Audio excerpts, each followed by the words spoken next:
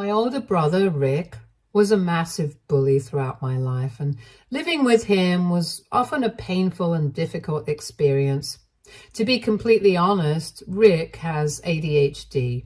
His constant hyperactivity and aggressiveness made him an extremely challenging person to share a home with, especially during our childhood. When I was born, Rick was already 5 years old, and his reaction to my arrival was far from warm or welcoming. From the start, he struggled with the attention I received from our parents. Now, it's not uncommon for older siblings to feel jealous or displaced by a new baby, but Rick's feelings ran particularly deep. He would throw full-blown tantrums whenever my parents spent any time with me, as though my mere existence was an offense to him. All I remember throughout my childhood was my brother stealing all my toys. He would snatch them away without a second thought. Birthdays, which should have been joyous occasions for me, became scenes of chaos. Rick would scream, cry, and make a dramatic scene, completely overshadowing my celebration. Instead of feeling special on my special day, I often felt humiliated about my brother's behavior. As I began to grow older, Rick's behavior became even more targeted. He started to take his frustrations out on me physically. Sometimes he would push me out of his way, even when there was no real need to do so. Other times he would bite me, an action that felt deliberately hurtful and mean for no reason. It was clear that his disdain for me wasn't just a passing phase. It felt like he resented me deeply for taking the spotlight and disrupting the dynamic he had with our parents before I came along. Rick never had any friends. My parents, in their efforts to make him feel included, would often force me to involve him with my friends. It was an impossible situation because Rick's personality made him difficult to be around, and my friends absolutely hated having him around. Play dates that should have been fun turned into tense, unpleasant encounters where I constantly had to mediate or apologize for his behavior. Over the years, I couldn't help but feel a deep sense of resentment towards my brother. I couldn't understand why he wasn't like other people or why he couldn't control his emotions. Also, he didn't seem to like me very much and would often pick fights with me. Living with him was confusing and hurtful. I longed for a brother who would protect me, not one who constantly tormented me or made me feel unwanted. What made everything worse was my parents' lack of compassion towards me. They absolutely adored Rick, and it felt like they were completely blind to how his bullying was affecting me. Every time I tried to voice my frustrations or explain how much his behavior hurt me, they would brush it off. They'd explain to me that Rick was a special kid and needed my understanding and patience at all times.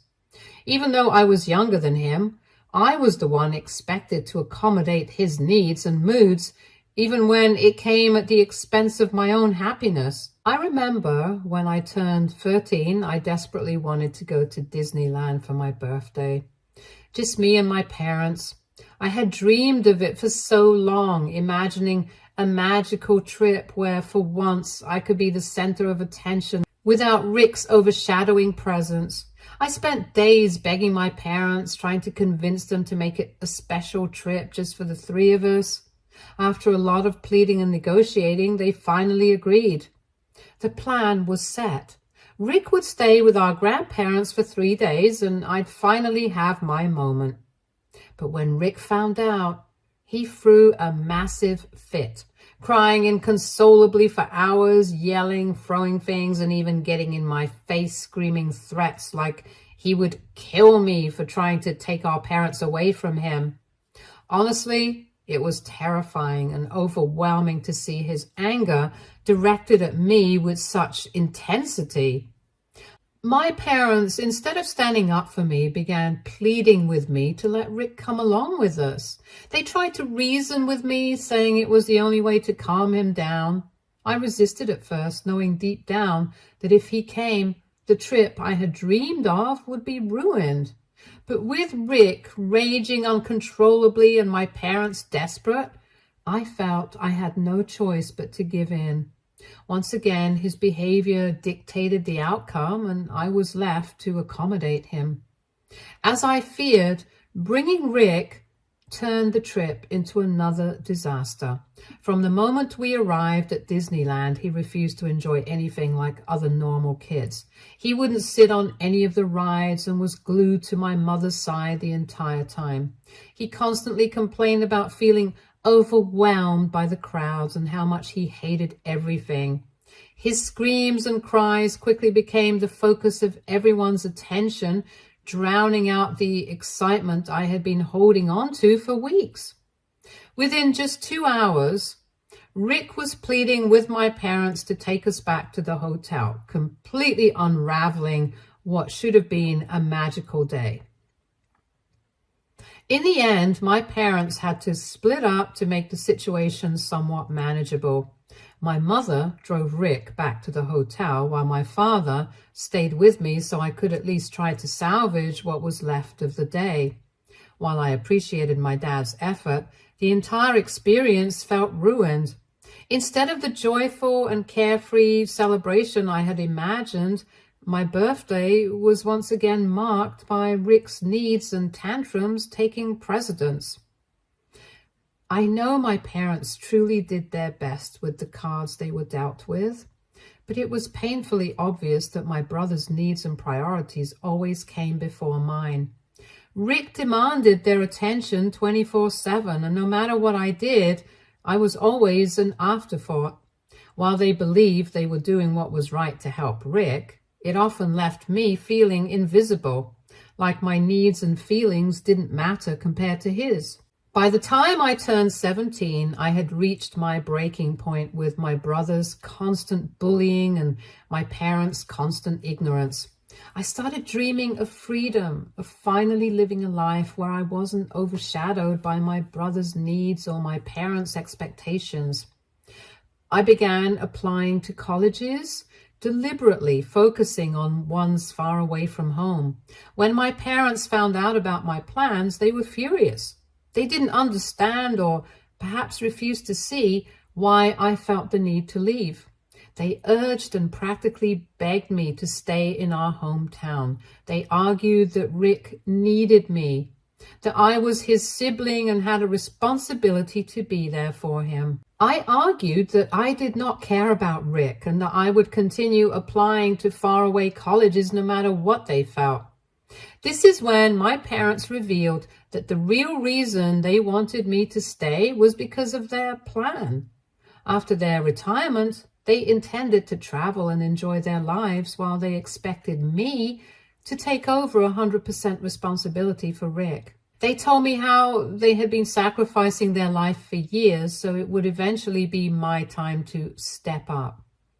First of all, I had never been consulted about my parents' long-term plan, nor had I ever given them any reason to believe I'd be willing to take responsibility for my brother. Secondly, I had no intention of becoming his caretaker. I wasn't his parent, and I felt it was unfair and unreasonable for them to expect that from me. So I expressed this to them as clearly as I could. I suggested that they could still enjoy their retirement and go on cruise trips without my brother if they made other arrangements, such as hiring a full-time caretaker or teaching Rick to be more independent, at least for a few days at a time. My mom argued back that Rick would never be comfortable with a caretaker and insisted that he required 24/7 monitoring, which could only be done by a family member, meaning me. My dad agreed, going as far as to call me selfish for not agreeing to their ridiculous plan. Their comment stung deeply. As if that wasn't enough, my dad then revealed that the whole reason they even had me, their second child, was so that I could eventually grow up and take care of Rick in the future. I froze. My mind reeled as the weight of that revelation settled over me. I stared at them in silence, my eyes wide with disbelief. My mom quickly jumped in, scolding my dad for sharing that secret and telling him to apologize for saying such a thing. She then tried to backtrack, claiming he didn't really mean it, and that, of course, they loved me too. But her words felt hollow. The damage was done. I couldn't unhear what he had said, and it was then that I finally understood why I had always felt invisible compared to my brother. The idea that my existence had been framed as a solution for Rick's care, rather than as my own person with my own aspirations, was devastating. My mom kept insisting that Rick needed help, and as part of the family, I had a duty towards him. She even argued that going to college far away wouldn't improve my life in any way, claiming that staying in our hometown instead was the better option. Living at home, she reasoned, would save me money on rent and other expenses. I understood that Rick had a condition, but did that mean I wasn't entitled to a life of my own? Did I have to forfeit my future just because he existed? The thought was suffocating. I didn't say much to my parents at that moment, knowing it wouldn't help to change their minds. But inwardly, I felt more resolute than ever to leave. I ignored their pleas and threw myself into my college applications, even more determined to escape them. It wasn't easy, but I worked tirelessly, and in the end, my efforts paid off. I finally got into a good enough college to make it worth the leap. Obviously, when I shared the news with my parents, they were furious. They outright refused to let me go and tried everything they could to guilt trip me into staying. Although I was 18 by this time, I knew I still needed external help to escape my parents, so I turned to my grandparents, calling them and pleading for their support. My grandmother, always a steady and loving presence in my life, immediately came over, helped me pack my bags and documents, and offered me a place to stay with her and her grandfather until it was time for me to leave for college. But my parents didn't stop there. They then threatened to cut me off financially, refusing to help with any of my college expenses. They warned that if I left, I would be on my own forever and that they'd sever ties with me altogether. But even then, I did not bow down. I took out a student loan to fund my education. On top of that, my grandfather stepped in, offering to cover part of my expenses with his retirement savings. It broke my heart to accept his help, knowing how hard he and my grandmother had worked for that money. They were doing what my parents should have been doing, offering love, encouragement, and financial support. The next 4 years of my life were a blur of hard work and determination. College was challenging, not just academically, but emotionally. While most of my classmates had supportive parents and enough money to party or go out, I did not have the same privilege. I spent almost every day studying as hard as I could to support myself financially. I even took on a part-time job as a server, juggling long shifts and late nights with my coursework. Those years weren't easy, but I pushed through because I knew I had no other choice. Meanwhile, my parents never reached out to me, not even once, to see how I was doing or if I needed any help. The silence from them was deafening. Sometimes I questioned my worth, wondering if I truly deserved to be abandoned like this by the very people who were supposed to love me unconditionally. But even then, I refused to give up and told myself that as long as I kept going, I'd eventually build a life for myself. After graduating, I was incredibly fortunate to land an amazing job. It was the opportunity I had been working so hard for, and it felt like the first real reward for all the sacrifices I had made over the years. With this job, I was finally able to begin paying off my student loans. More importantly, I started repaying the money my grandfather had given me to help me when my parents wouldn't. He had never expected me to pay him back. It was a gift of love, not a loan. But it mattered deeply to me to ease his burden, to show him that his faith in me had not been misplaced. I continue to have a close, loving relationship with my grandparents. Whenever I can, I book tickets for them to visit me, making sure they know how much I appreciate everything they've done for me. This year, I began hearing troubling stories about my brother from my grandparents. It seems Rick's behavior has escalated over the years, and since I was not his target anymore, he had turned his bullying towards other people. This year, he had started bullying neighborhood kids living in the locality. Apparently, he had been throwing water at the kids whenever they would play outside and trying to intimidate them by yelling that they weren't allowed to play in his area. Unsurprisingly, the kids' parents had become concerned and had complained to my parents multiple times, pleading with them to address Rick's behavior and keep him away from their children. But as usual, my parents didn't take effective action. They assumed Rick would eventually get bored and leave them alone. However, Rick continued his antics, and the situation boiled over when one of the parents, fed up with his constant bullying, called the police on him. When the police arrived, they saw Rick throwing water at one of the kids and yelling at her to run for her life. Immediately, Rick was arrested for harassing minor children. My parents protested, but the police scolded them as well for not keeping Rick in check. While this news has shocked some in the family, it doesn't surprise me at all. I had seen his behavior unchecked for years, knowing full well that my parents were more interested in making excuses for him than holding him accountable. Still, the thought of my brother facing legal trouble was a harsh reminder of just how troubling his behavior had become. My parents had ended up bailing him out, but now Rick is facing an upcoming court case. This week, I received a call from my parents, which completely caught me off guard. After 6 years of silence, it felt surreal to see their number pop up on my phone. My dad told me how he and my mom were at their wits' end dealing with my brother. He said they wanted to reconcile with me, claiming they'd missed me for years but had been too angry and stubborn about my decision to leave for college, so they had not contacted me. It was like he was trying to rewrite the narrative, glossing over years of hurt and abandonment with a half-hearted apology. I could already feel that he and Mom had definitely called me because they needed something, so I asked them to just spit it out. This is when Dad went on to explain that with my brother's impending court case, they were finally beginning to see the truth, that maybe I had been right all along about my brother.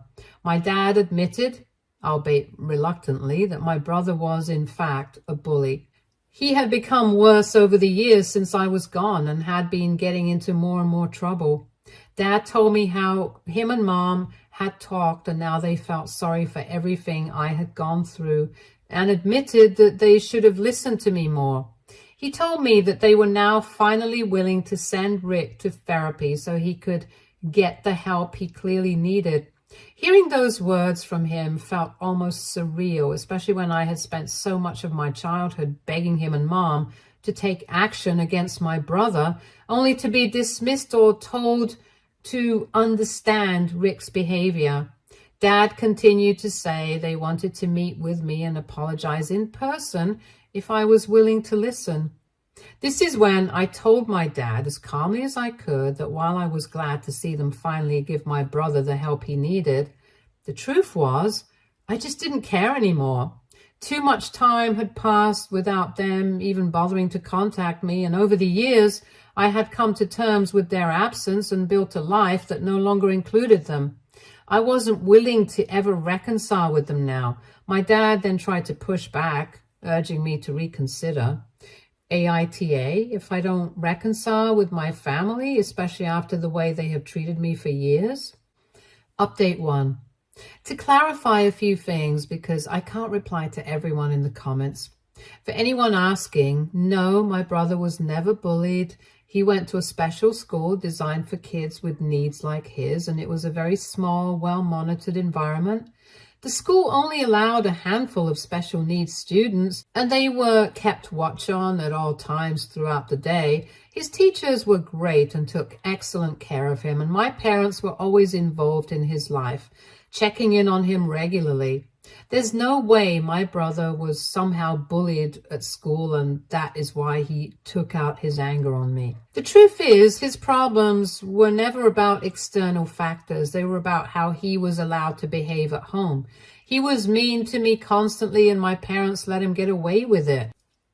If he bit me, slapped me, or shoved me, he faced no repercussions about it. Meanwhile, I was always expected to pacify him or be more understanding about his behavior. As for why Rick was never sent to therapy, the simple truth is that therapy has always been too expensive for my parents to even think about. And on top of that, my mom has always had this possessive attitude when it came to Rick. She never allowed him to spend much time with anyone but her, as she believed that only she understood all his needs. As a result, Rick is overly dependent on my mom, and she is the one who makes any decisions regarding him. Anyways, now that I have gone through all the comments under my post, it's clear to me now why my parents are reaching out after all this time. The answer is obvious. They probably need my help with my brother's upcoming case. I think they might want me to offer a character reference for him if it comes to that. Or maybe they're hoping I can assist with the lawyer's fees since I earn well and they might be aware of it. I know after all these years, it cannot just be about reconnecting. It feels more about their desperation to fix things, especially with the legal trouble Rick is facing. They need someone to back him up, and I suspect they think I can be that person. I'm sure they want me to just step in and be the good daughter who helps them fix their mess, but I am not going to be doing that. Update 2. For everyone asking how my grandparents feel about my parents wanting to reconnect with me, they're not exactly thrilled about it. Over the years, they don't really talk much with my parents, especially after everything that happened when I was kicked out and wanted to go to college. Since then, the relationship between them has been strained, and they've mostly kept their distance. The only reason my grandparents have stayed in contact with my parents at all is because they have to sometimes help out with Rick, whether it's babysitting or taking care of him when my parents need assistance. My grandparents know exactly what Rick is like. They've seen it firsthand, his bullying, his behavior, and they're disappointed in how my parents have handled everything over the years. They've always been supportive of me, but when it comes to Rick, they've never been blind to his actions or excused them. So with my parents now wanting to mend things and reconnect with me, my grandparents have made it clear that they understand my hesitation. They've asked me to be cautious. They know how hurt I have been because of my parents, and they don't want me to rush into something that might end up being more painful also. Also, my parents have continued to send me messages this week. They are strongly urging me to consider giving them another chance. They keep emphasizing how much they regret the way things have been between us and how they've realized they made mistakes. As a result, I feel torn, to be honest. Update 3. Okay, so my suspicions were right about my parents. Today, I finally agreed to a video call with my parents after they had been asking me for weeks. It had been such a long time since we'd last seen each other, and honestly, I was feeling a mix of emotions leading up to the call. When I finally saw them on the screen, I couldn't help but notice how different they looked. They appeared much older than I remembered, tired, worn out even. It broke my heart a little seeing them that way. Despite the emotions swirling inside me, I tried to keep myself composed. We talked about their lives, about how things had been for them, and then I told them a little about my work. We discussed my grandparents, catching up on the little things that had happened in our family. Our conversation felt almost normal, like no time had passed since I had last seen them. My parents also apologized to me again. They seemed almost desperate in their words, asking me to come visit them, promising they'd been thinking about me. But at that moment, I couldn't hold back any longer. I asked them outright, why now? After all, if they had really missed me, wouldn't they have reached out sooner? During college, when I was away and actually needed their support, they hadn't made any effort to stay in touch. So what was different now? Why were they suddenly so eager to reconnect after all this time? That's when my parents almost reluctantly started to reveal the real reason they had reached out to me. They explained that they were in desperate need of financial help to take care of my brother Rick. My dad told me that over the years, they had spent almost all of their savings on Rick's constant medical treatments.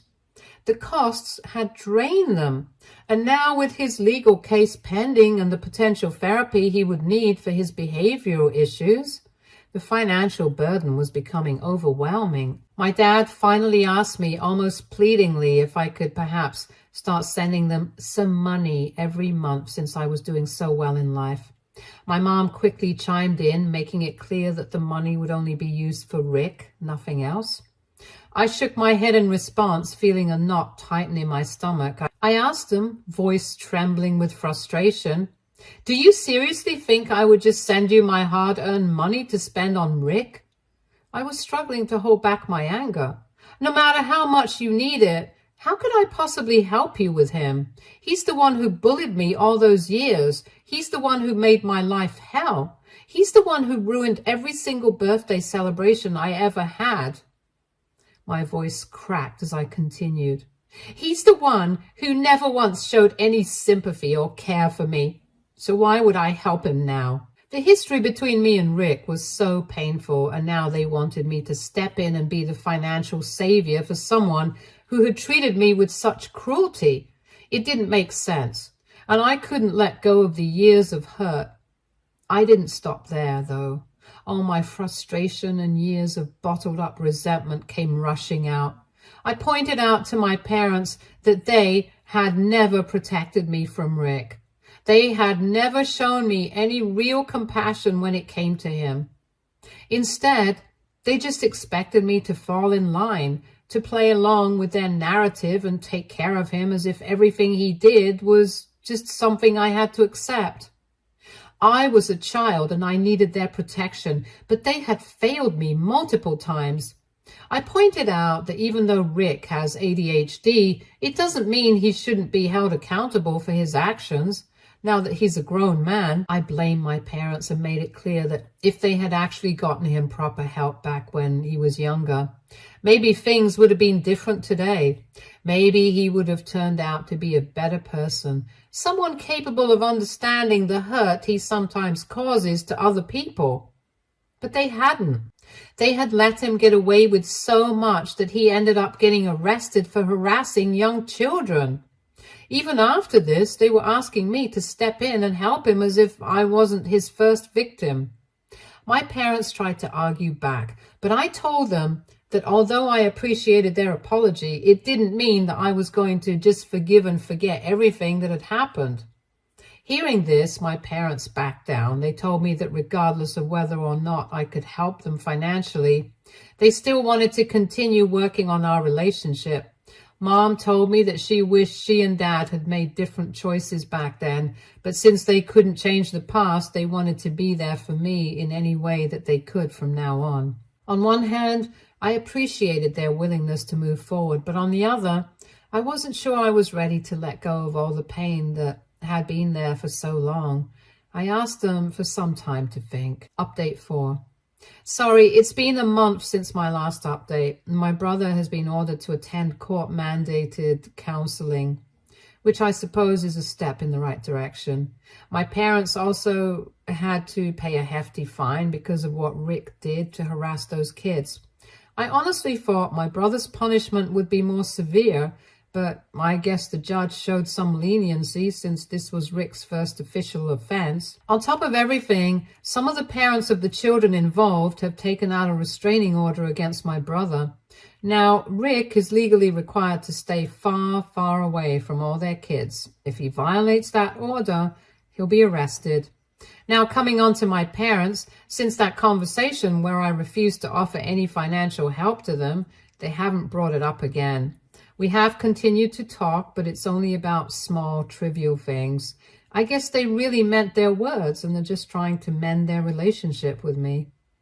Although I'm happy to be somewhat present in their lives again, I'm not ready to dive back into a full relationship with my family, especially not with Rick. I think I will never forgive him no matter how much time passes. The things he did to me, bullying me, making my life miserable for so many years, are things that can't just be erased. I hope with counseling he finally begins to hold himself accountable for his actions. Honestly, I'm not sure how long that will take or if it'll ever happen. Stay tuned for more stories from Argo Relationships.